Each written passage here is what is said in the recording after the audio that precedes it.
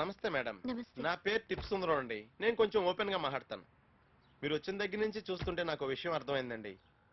మిమ్మల్ని ఒకటి పెళ్లి చేసుకుని మోసం చేశాడు. వేణుగారు ఏదో 4 తన్ని బుద్ధి చెప్పారనుకోండి, ఆడిదే ఉందండి, మగాదో ఏదో రకంగా బతికేస్తాడు. మీ భవిష్యత్తు ఏంటండి? ఏంటి సార్ ఇది? టిప్ సార్, ఆవిడ జీవితానికి సంబంధించిన టిప్ చెప్పండి సార్. సార్ బాగా ఆలోచించండి సార్. ఆవిడ పబ్లిక్ గా మీ పాదాల దగ్గర ఉంటానని చెప్పారు. మీరు గాని ఆవిడ మనసులో ఉన్నారేమో ఒక్కసారి ఆలోచించుకోండి.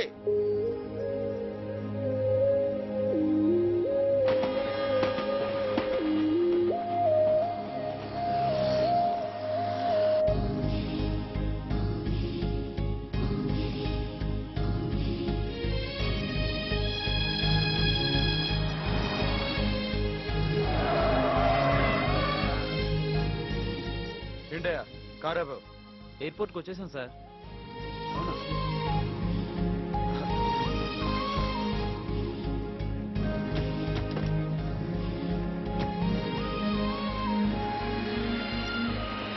సీతా